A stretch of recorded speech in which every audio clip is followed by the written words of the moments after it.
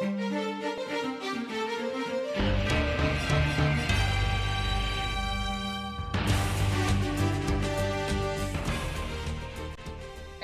welcome to your weekly. You're so lucky to be hearing from us once again. We are starting a new series for the summer called Bible or Jersey Shore, and it's going to be hysterical. The whole point is that we're going to be doing every crazy Bible story that we could find, and we're starting with one that's pretty crazy, to be honest with you.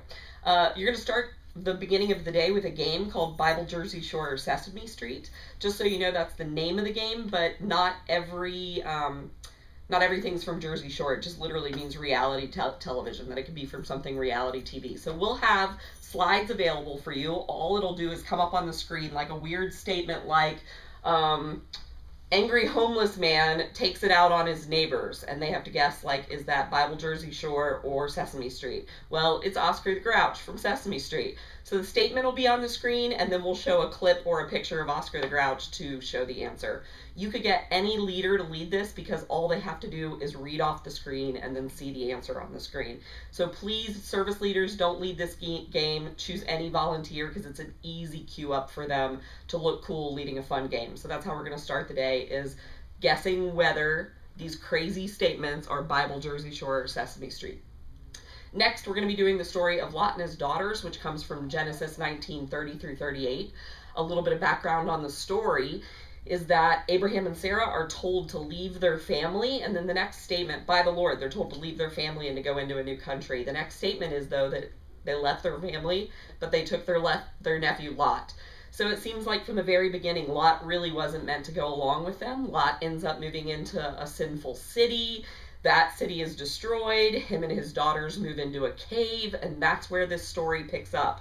So then you'll read the story out of Genesis 19:30 through 38. When you go to read the story, you're going to get to verse 32, and it's going to say, basically they come to the realization, because it's just the father and the daughters, that their lineage isn't going to be passed on. And when you get to verse 32, you are not going to believe the scheme that the daughters come up with to solve this problem, and the kids aren't going to believe it either.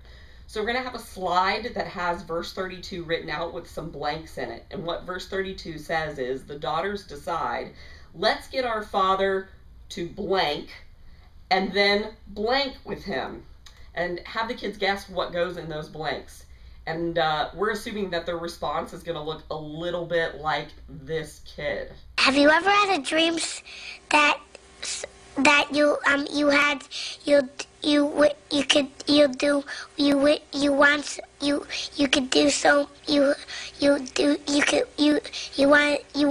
him to do you so much you could do anything? All right, but the answer to the actual questions that go in these blanks are, let's get our father to drink wine and then sleep with him.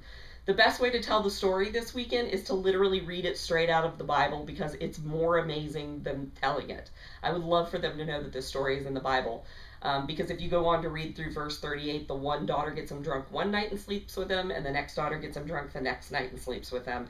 It is a crazy story. So go ahead and read it directly out of the Bible this week, using verse 32 as the prop for getting the kids to realize that they would have never have guessed that was in the Bible. The couple of teaching points that you want to give at the end is that even though they had been pulled out of a sinful city, sin was still in them. So the world had infected them even when they had removed themselves to a cave.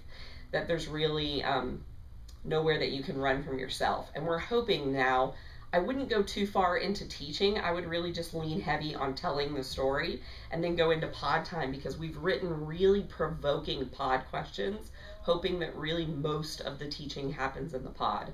So play this game at the beginning, which should take 5 minutes. Teach for less than 15, including filling out this verse and reading it directly out of the Bible, giving just a tiny cue up that the world infects, and then we're going to have really great pod questions for you that you can put up on the screen that they can talk about in their pod.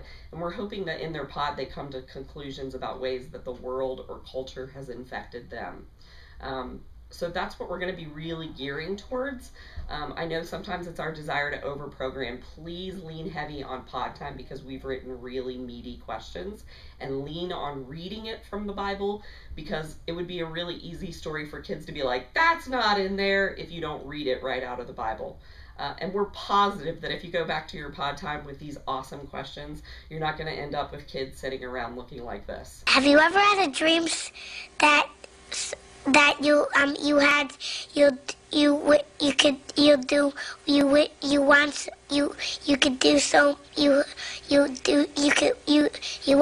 want him to do you so much you could do anything?